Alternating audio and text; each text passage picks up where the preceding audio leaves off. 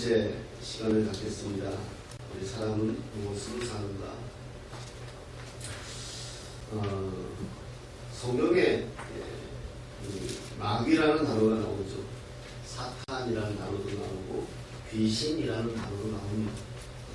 우리가 어려서 우리 세대는 전설의 고향에 영향을 받아서 월화의 공동묘지를 영향을 받아서 귀신이 사람이 죽어서 어디 하늘나라 가지 못한 존재가 귀신이다. 이건 성경적이지 않죠. 그렇죠? 이렇게 이야기하는 종교 집단이 있었어요. 그런데 그들이 회개하고 돌이키고 우리가 잘못 가르쳤다. 그리고 다시 돌아온 계기도 있어요. 그들이 말하는 주장을 따르면 목사가 안경을 끼고 있으면 눈에도 귀신 들렸다. 이런 집단이 있었어요. 꽤 커요. 근데 웃기는 거는 그 교단을 시작하신 목사가 안경을 꼈었거든요. 근데 그 제자가 설교하다가 그렇게 하는 바람에 그 관계가 깨졌어요. 세상에 그런 원수가 없더라고요. 스승과 제자가. 어쨌든 그래요. 그거는 성경적이지 않고요. 성경에서 나오는 귀신은 우리가 알고 있는 우리의 죽어서 어디 가지 못한 그런 속옷을 입고 머리카락을 늘어뜨리고 이건 없다. 이렇게 말합니다. 그래서 귀신은 그냥 마귀의 졸개들 이렇게 이해하시면 돼요. 그래서 그들은 다 영적인 존재잖아요. 보이지 않단 말이에요. 한때 천사였으니까. 보이지 않는 존재이기 때문에 우리를 힘들게 하죠. 귀신이 제일 두려운 게 뭘까요? 마귀가 제일 두려운 거는 지를 알아보는 거겠죠. 그래서 마귀에 대해서 조금 잠깐 설명해 주면 성경에서 말하는 마귀, 사단, 귀신, 다 악한 영들입니다. 그 중에 마귀는 우두머리다 이렇게 생각하시면 됩니다. 마귀라고 번역하는 단어는 디아블로스입니다. 이 영화 애들도 게임에 있더라고요. 디아블로 엄청 인기가 있었죠. 이게 마귀입니다. 그렇다고 게임에 나오는 그 존재가 마귀는 또 아닙니다. 의미는 중상자, 중상모략. 우리가 중상모략하는 말 알죠? 남을 이렇게 막 그냥 이렇게 헐뜯는 거. 마귀의 특기입니다. 고소자 이런 의미를 갖고 있습니다. 사람들을 부활해동시켜서 서로 고소하게 만드는 그런 존재지. 죄라는 도구를 가지고 사람들을 미혹하고 미혹받는 사람을 하나님께 고소하고 사람들의 영혼을 노략질하는 그런 존재가 마귀다. 요한계시록 20장 7절에서 10절을 보면 마귀는 결국 유황물 형벌에 떨어지게 되어 있습니다. 그래서 지금 마귀도 그걸 알아요. 그래서 어떻게 하든지 하나님의 일을 방해해서 그 상태까지 가지 않게 하려고 바둥거리는 거겠지. 또 성경에 마귀라고 번역도 하고 또 어디는 사탄이라고 번역도 합니다. 사단. 헬라어로는 사타나스인데 마귀의 또 다른 별칭이지. 그 대적자, 원수 이런 의미를 가지고 있습니다. 그러니까 하나님의 일을 대적하는 존재 그렇게 말할 때는 사탄이라고 말하죠. 그리고 남을 비방하고 거짓말하게 만들 때 그때 마귀라고 말하죠.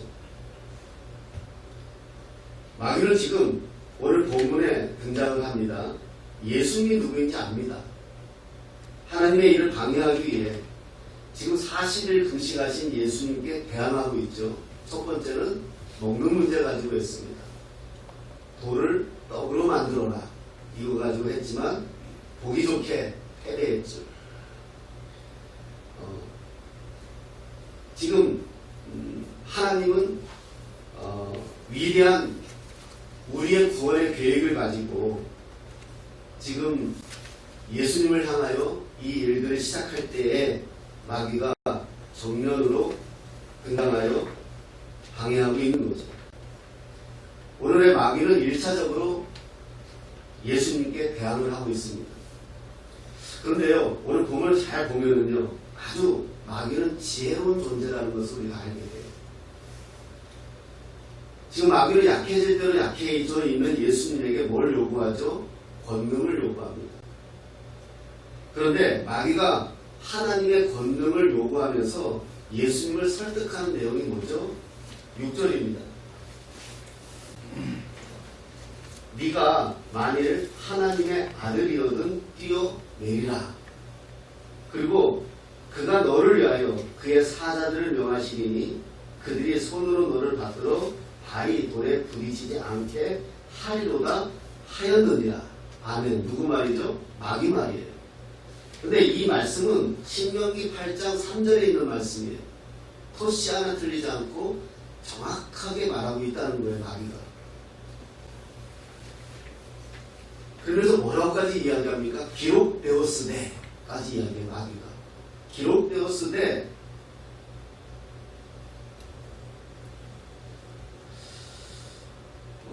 우리가 이 말씀을 보면서 신중해야 될 건 뭐냐? 하나님의 말씀은 목사나 성도들이, 아니 하나님을 믿는 사람들만의 전유물이 아니라는 겁니다. 지금 마귀가 하나님의 말씀을 가지고 예수님에게 그렇게 하라고 요구하는 겁니다. 저와 여러분들이 하나님의 말씀이라고 무조건 믿고 따르지 말아야 할 이유가 여기에 있습니다. 손병훈이가 하는 말이라도 하나님의 말씀의 근거가 없으면 여러분들은 믿으면 안 됩니다. 설교가 진리가 아닙니다.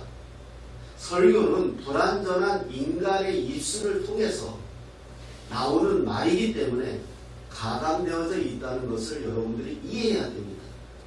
하나님의 말씀은 오직 성경입니다. 이것만 진리입니다.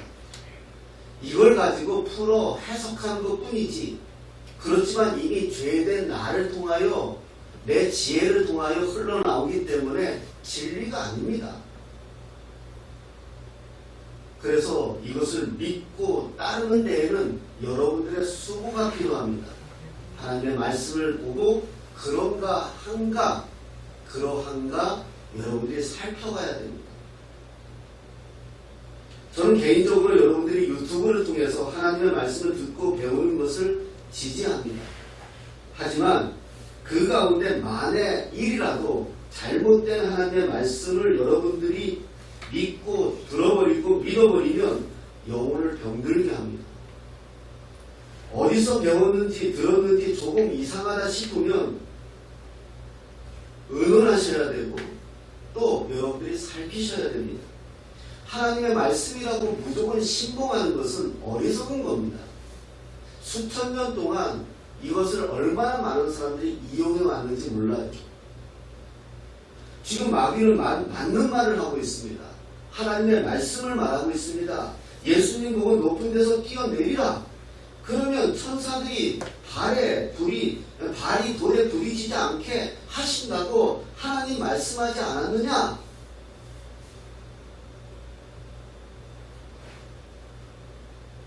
마귀는 지금 이렇게 예수님에게 요구하고 있는 겁니다. 자, 그러면 왜 마귀는 예수님에게 이것을 요구하고 있는가 하는 겁니다. 하나님이 허락하지 않는 권능은 하나님을 배신하는 겁니다. 지금 세상은 온통 권능의 신을 믿습니다. 하나님을 믿는 것이 아니라 하나님의 힘을 믿습니다. 신명기 14편 1절을 한번 보겠습니다. 확인하시고요. 신명기 14편 1절.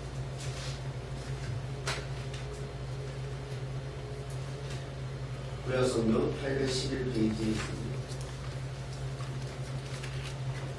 신명기 14편 1절 시작. 어리석은 자는 그의 마음에 이르기를 하나님이 없다 하는도다. 그들은 신명기 10편 14편 1절. 어리석은 자는 그의 마음에 이르기를 하나님이 없다 하는도다. 그들은 부패하고 그 행실이 가증하니 선을 행하는 자가 없도다. 아멘. 시편 53편 1절입니다. 53편 1절. 같은 말씀입니다. 시작. 어리석은 자는 그의 마음에 이르기를 하나님이 없다 하도다. 그들은 부패하며 가증한 악을 행하며 선을 행하는 자가 없도다. 이 세상에는요, 신을 숭배하고 믿는 사람들이 많습니다. 지난주에도 말씀드렸지만 지금 이 자리에서 병이 낫고 죽은 자가 살아나면 아마도 지금 이곳은 사람들로 천지일 겁니다. 이게 주님이 원하시는 것일까? 제가 63 빌딩에서 뛰어내려서 살아나면 글심 카페는 사람들은 인산인해가 될 것입니다. 대박 나겠죠. 자, 이게 하나님이 원하시는 것일까요? 이런 사람들이 믿는 하나님은 죽은 자 앞에서 우는 신을 하나님으로 용납할 수가 없습니다. 작은 참새 하나 죽이시지 못하는 연약한 하나님을 용납할 수가 없습니다. 이런 권능의 하나님을 믿는 사람들은 하나님이 어떤 생각을 가지시는지 관심이 없습니다. 이런 하나님을 믿으면서 섭리라는 이름으로 얼마나 많은 사람들을 농락하고 핍박하고 하였는지 모릅니다. 성스러운 효과를 만들면서 마치 하나님을 자기 마음대로 할 수 있는 것이 권능이냐 떠올립니다. 지금 예수님에게 마귀가 이런 신을 요구하는 겁니다. 권능의 신을 믿는 사람들은 신에게 간섭받는 것을 싫어합니다. 그냥 내 마음대로 신이 움직여주면 좋은 신인 겁니다. 하나님은 하늘에 계시고 이 세상은 하나님의 권세를 받은 우리가 통치해도 되는 것처럼 말합니다. 그래서 마음대로 세상을 판단하고 정죄합니다. 하나님의 자녀들끼리도 서로 결정하고 판단하고 마음으로 해버립니다. 하지만 하나님은 이런 권능의 신이 아닙니다. 인격적인 하나님이십니다. 인격적인 하나님이라는 것은 하나님이 인격적으로 저와 여러분들 앞에 다가온다는 것입니다. 그래서 인격적인 하나님을 경험한 사람들의 기도는 한결같이 나의 뜻이 아니라 하나님의 뜻이 이루어지기를 기도합니다. 이렇게 기도가 되는 것입니다. 예수님조차 내 뜻대로가 아니라 아버지의 뜻대로 되기를 땀방울이 핏방울이 되도록 기도하신 겁니다. 마귀와 우리가 다른 것은 무엇입니까? 마귀도 하나님의 말씀을 인용하고 하나님을 압니다. 하지만 마귀는 하나님의 뜻대로 움직이지 않습니다. 인격적인 하나님을 경험했다는 것은 우리의 의지가 이제 내 뜻대로가 아니라 하나님의 의지대로, 하나님의 뜻대로 내가 움직이기 시작한다는 것입니다. 이것을 성경은 변화라고 말합니다. 우리 장로교 신자들이 하나님의 예정을 잘못 이해하여 팔자하고 혼동하는 경우가 많습니다. 팔자는 태어나면서부터 다 정해진 대로, 정해준 대로 사는 것이다 이렇게 말합니다. 하지만 하나님의 예정은 우리에게 자유의지를 주셨습니다. 그 자유가 우리 마음대로 사용되었을 때 아담과 하와는 죄를 지은 거고요. 그 자유가 하나님 안에서 사용되어졌을 때 하나님의 뜻이 하늘에서 이루신 것처럼 이 땅 가운데 이루어짐에 우리가 동의하는 겁니다. 하나님은 우리의 인생을 장난감처럼 만들지 않으셨습니다. 로봇처럼 만들지 않으셨습니다. 우리는 분명하게 우리의 의지대로 살아가는 것입니다. 그런데 돌아보니 그것이 하나님의 뜻이었다는 것을 우리가 알게 되는 거죠. 하나님의 예정은 구원에 속한 것입니다. 우리가 구원받을 존재인 것을 하나님이 정해주신 것이지 우리의 삶까지도 하나님 함부로 하지 않습니다. 지금 마귀는 예수님께 하나님의 말씀을 가지고 도발합니다. 뛰어내리면 하나님이 일하실 것이다 이렇게 말하죠. 정말 예수님이 이 말을 듣고 뛰어내리시면 이제 세상은 마귀의 손안에 들어가는 거지. 하나님의 말씀을 이용하여 하나님의 능력을 자기 마음대로 펼쳤으니 그렇게 되어지지 않겠습니까? 그렇게 하면 마귀가 꿈꾸던 하나님이 자기가 되는 겁니다. 하나님의 의지까지도 자기 마음대로 할 수 있다고 여겨지게 되는 것이죠. 그러면 마귀는 권능의 하나님이 되어버리는 겁니다. 하지만 우리 예수님이 이 마귀의 계획을 한순간에 무너뜨립니다. 예수님은 철저하게 하나님의 의지 아래에 있기 때문입니다. 예수님은 율법을 완성하기 위해 이 땅에 오셨습니다. 지금 예수님은 하나님 아버지가 예수님에게 성전 꼭대기에서 뛰어내리라 하신 적이 없습니다. 아버지의 권능으로, 자신의 권능으로 만들라 하지 않으심을 알고 계십니다.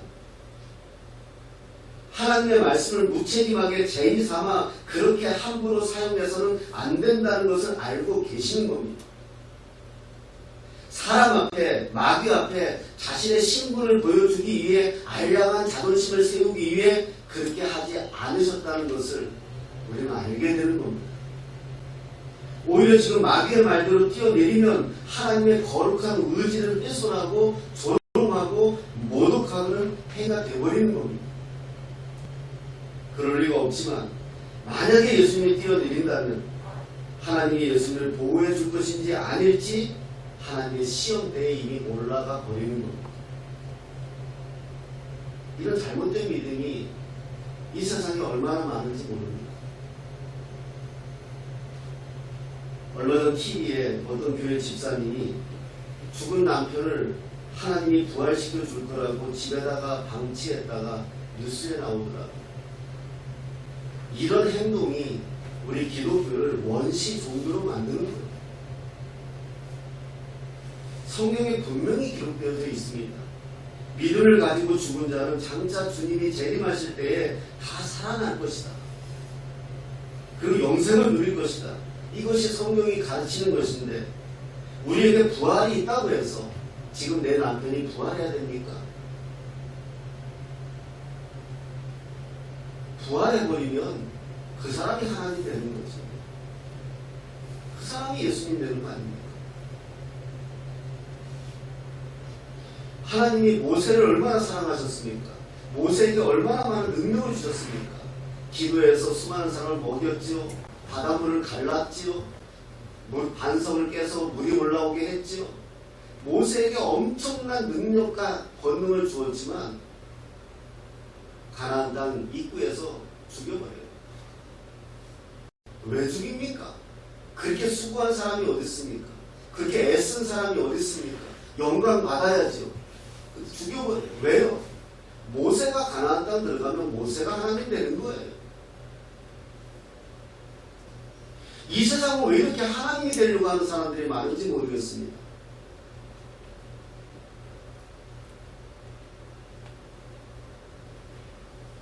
사람들은 이렇게 하나님을 시험대로 몰고 갑니다.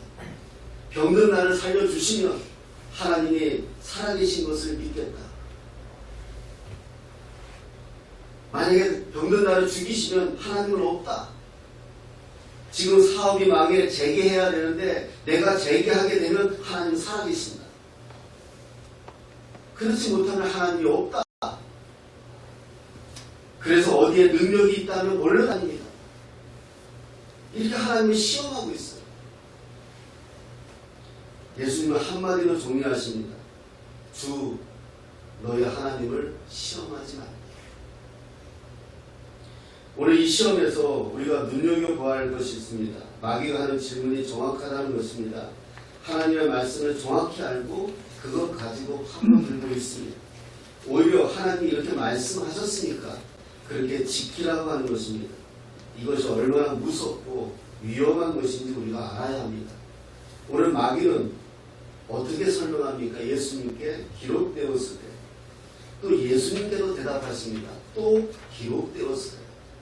마귀도 기록되었을 때. 예수님도 또 기록되었을 때. 하나님 말씀 한번 찾아보겠습니다. 빌립보서 2장 12절입니다.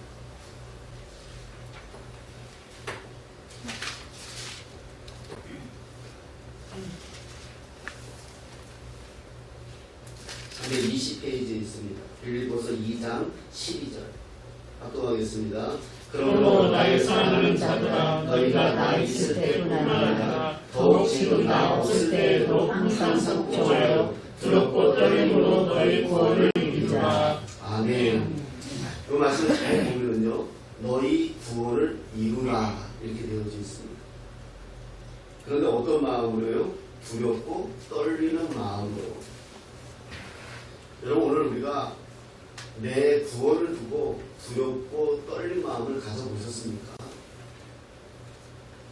예배당만 나오면, 예수만 믿으면 그냥 우리의 믿음이 선물이니까 그냥 우리의 구원이 다 이루어진다고 생각하고 있지 않습니까?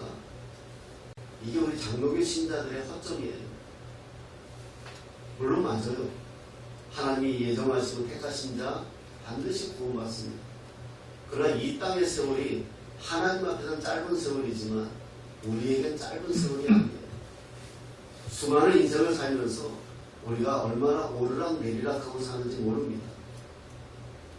그러기에 내가 갖고 있는 믿음이 하나님의 선물이라는 것을 안다면 우리는 이 구원을 지키기 위해서 두렵고 떨린 마음으로 항상 우리 자신을 돌보아야 돼요. 20년 전 아니 30년 전 내가 가졌던 믿음 가지고 지금도 내가 믿음 생활을 영위하고 있다. 어떻게 보면 대단한 믿음입니다. 하지만 그때 그렇게 확신한 믿음을 지금도 내가 이루어가야 한다는 겁니다. 어떤 마음으로요? 두렵고 떨리는 마음. 목사인 저도 얼마나 많이 무너지는지 모릅니다. 내가 사랑하는 사람들이 주저앉고 아파하는 모습들을 보면 하나님 앞에 얼마나 무너지는지 모릅니다. 내가 사랑하는 사람들을 그렇게 한순간에 하나님 데려가시면 하나님 앞에 얼마나 그 마음이 무너지는지 모릅니다. 그럴 때마다 드는 마음은 두렵고 떨리는 마음이에요. 그럼 성경을 왜 이렇게 말씀하겠습니까? 우리의 구원도 우리가 지켜야 합니다. 물론 하나님이 지키십니다. 하지만 우리의 구원을 우는 사자와 같이 숨어서 노략질하려 하는 자들이 분명히 있다는 겁니다. 이 세상은 하나님의 말씀의 싸움이에요. 마귀도 말씀하죠. 예수님도 말씀하죠. 마귀도 기록되었으되 예수님도 또 기록되었으되 싸움이에요. 마귀는 믿는 자들을 권능의 신이라는 것을 숨겨서 우리의 믿음을 자기 마음대로 노략질하고 있습니다. 지금 이 세상은 거짓 교사들과 이단의 무리들이 얼마나 말씀을 이용하여 교회 안으로 파고드는지 모릅니다. 그리고 그들이 말합니다. 자기가 믿는 신이 능력이 있다는 겁니다. 세상과 맞서 싸울 수 있는 힘이 있다는 거죠. 그러면서 어떻게 말합니까? 선한 일을 하자. 우리가 가진 재산을 팔아 절반을 가난한 이들에게 나눠주자. 가늠하지 말자. 눈으로도 가늠했다고 협박하지. 부모에게 공경하라.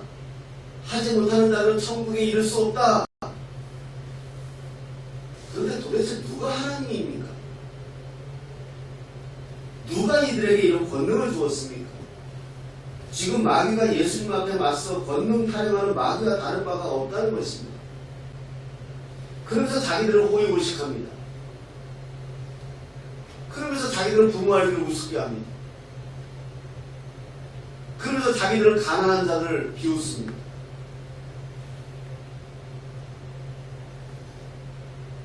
믿음 약한 자들의 눈에 눈물 나게 한다는 거죠. 여러분, 이런 말들이 하나님을 얼마나 모욕하는 말인지 모릅니다. 이런 말들을 하면서 하나님의 이름을 자기 마음대로 사용하는지 두렵습니다. 그래서 하나님의 능력을 자기 손아귀에 넣으려고 합니다. 여기서 우리는 분명히 알아야 합니다. 지금 마귀는 하나님 말씀 위에 있습니다. 하나님의 말씀을 이용하고 있는 거죠. 아닙니다. 저와 여러분들은 하나님의 말씀 아래에 있어야 합니다. 교회가 존재하고 말씀이 존재하는 게 아닙니다. 하나님의 말씀이 존재하고 교회가 존재하는 거예요. 교회가 아무리 멋지고 교회가 잘 되어져 있더라도 하나님의 말씀이 멈추어 있으면 더 이상 교회가 아닙니다. 마귀는 예수님이 누구인지 압니다. 그리고 예수님이 능히 그렇게 하실 능력도 있는 것을 압니다. 하지만 예수님의 반응을 마귀는 이해할 수가 없습니다. 예수님의 성전 위에서 뛰어내릴 이유가 없으십니다. 왜냐하면 이미 하나님이시기 때문이죠. 세상 앞에서 자신을 증명해야 될 이유가 없습니다. 저는 창세기 1장 1절이 여기에 대한 전제라고 저는 믿어요. 정말 이게 전제예요. 하나님이 세상을 창조했다. 끝. 이게 가짜라면요. 이게 글이라면요. 그 창조한 것을 뭐 구차하게 변명하고 설명하고 이해시키려고 얼마나 들이대겠습니까? 창조 1, 창조 2, 창조 3 하면서 하나님 그렇게 하시지 않았어요. 태초에 끝. 왜요? 진리입니까? 하나님 그렇게 하셨으니까 설명이 필요 없는 거예요. 하나님이 자신이 하나님인데 왜 하나님이 자신을 증명해낼 이유가 무엇이겠습니까? 이 세상에 두 하나님이 있습니다. 우리의 뜻대로 움직이는 신이 있고 하나님의 뜻대로 움직이는 하나님이 있습니다. 그런데 대개 우리의 뜻대로 움직이는 신은 사람들이 만들어 놓은 황금 송아지 같은 하나님이십니다. 우리는 매일 기도합니다. 하나님의 나라가 임하소서, 우리를 악에서 구하소서. 오늘도 마귀란 놈은 저와 여러분들 곁에서 이렇게 속삭입니다. 하나님이 다 해 주실 거야. 뛰어내려봐. 반드시 너를 지켜주실 거야. 우리는 오늘도 이 싸움을 하고 있는 겁니다. 그래서 교회도 그렇게 할 수 있는 것처럼 보이는 교회가 좋은 교회이면 비추어집니다. 저는 개인적으로 간증을 그렇게 좋아하지 않아요. 그냥 전 제 삶 사는 것만 이야기하지 간증을 왜? 잘못하면 병을 고쳤다. 그럼 그 병을 왜 고치셨는지, 그 고친 사람을 어떻게 사용하고 싶어 하시는지, 이런 것들이 빠져있고 병 고친 것만 드러나요. 그래서 모두에게 병을 고치면 되는 것처럼만 이야기해요.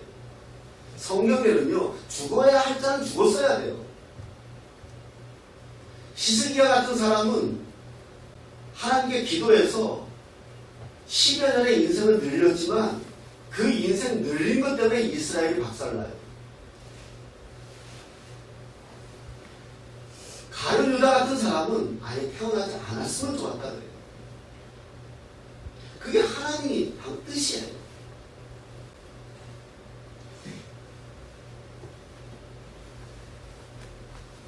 우리는 지금 얼마나 많이 이 싸움을 하는지 모릅니다.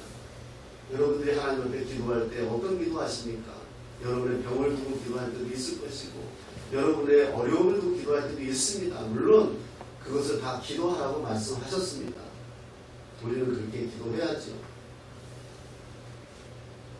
그러나 주님은 이 싸움을 이긴 곳이 십자가입니다. 십자가 지시기 전날 밤에 제자들과 식사하시면서 빵을 자기 몸이라 하시고 포도주를 자기 피라 하시면서 너희가 내 안에 내 말이 너희 안에 거하면 하나님의 나라가 이루어질 거라고 말씀하시고 결국 당신은 십자가에서 죽으십니다. 우리의 싸움은 십자가입니다. 오늘 내가 죽느냐 사느냐입니다. 세상에서 죽으면 패배고요. 예수님 안에서 죽으면 승리입니다. 세상에서 패하면 비참함이고요. 죽으면 예수님 안에서 죽으면 순교입니다. 예수님이 말도 안 되는 싸움에서 침묵하시는 것은 저와 여러분들의 구원을 위한 하나님의 아버지의 위대한 계획을 알고 있기 때문입니다. 그리고 그것을 이루어내시는 것이 우리를 사랑하고 하나님 아버지를 사랑하심을 알고 있기 때문입니다. 결국 이 싸움에서 승리자는 예수 그리스도이십니다. 사랑하는 여러분, 우리는 쉽게 하나님의 능력으로 살아가려 합니다. 그래요. 때로는 하나님이 그렇게 하십니다. 하지만 하나님의 의지대로 우리를 그렇게 하실 때도 있습니다. 하지만 우리는 이 세상과의 싸움이 있습니다. 성경은 말씀합니다. 피 흘리기까지 싸우라. 대적하라. 우리는 하나님의 능력이 필요합니다. 그래야 세상과 맞서 싸웁니다. 하지만 기억하십시오. 세상과의 싸움은 내 능력이 아니라 내가 받은 권능이 아니라 예수님이 함께 하시기 때문에 가능한 겁니다. 하나님에게 권능을 받아서 내가 마귀를 대적하려 하는 자 가장 어리석은 자입니다. 권능인 예수님이 함께 계시면 되는 겁니다.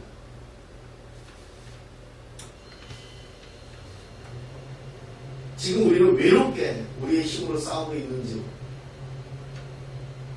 외롭게 하나님 앞에 기도하고 있는지, 이제는 나를 위하여 십자가에서 죽으시고 부활하사 지금 저와 여러분들과 함께 하시는 예수님과 함께 하십시오. 때로는 가난도 있을 것이고, 때로는 눈물도 있을 것이고, 때로는 병든 몸도 있을 겁니다. 그렇기 때문에 하나님이 예비한 하나님 나라가 있습니다. 이것이 전 인생의 전부라면 우리는 어리석은 자들이죠. 내가 병들고, 내가 가난하고, 내가 외롭고, 내가 어쩔 수 없지만, 그래도 지금 내 곁에 하나님이 계시고, 예수님이 계시고, 나를 붙들고 계시고, 우리의 영혼을 노랗지라는 그 어떤 것들도 대적해 주시고, 끝까지 포기하지 않으시고, 우리 인도에 가시는 그 하나님이 지금 나와 함께 하시고, 나도 죽을 것이고, 그러나 주님이 부활하신 것처럼 나는 반드시 부활할 거라는 그 믿음이 오늘 나를 버티게 하고 있는 거 아니겠습니까? 때로는 감당치 못할 시험을 주시지 않는다 하지만 나는 감당치 못할 시험을 받을 때도 있습니다. 그러나 그것까지도 주님의 십자가를 알면 우리는 감사하죠. 제가 어제 우리 권사님하고 우리 집사님하고 제 아내하고 앉아서 잠깐 대화하다가 제 입에서 그런 말이 나오더군요. 내가 내 아내를 사랑합니다. 내가 내 자식을 사랑하고 여러분들을 사랑합니다. 하지만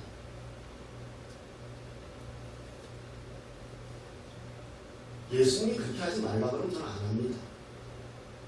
이게 제 믿음입니다. 성경에는 사랑하라고 되어 있습니다. 예수님은 그런 분이 아닙니다. 물론. 하지만 나의 최고의 권위는 예수님께 있습니다. 예수님의 사랑에 있으니까 아내를 사랑하는 거고, 예수님의 사랑 안에 있으니까 자녀를 사랑하는 거고, 예수님을 사랑하니까 여러분들을 내 몸과 같이 사랑하는 겁니다. 그게 최고의 우선입니다.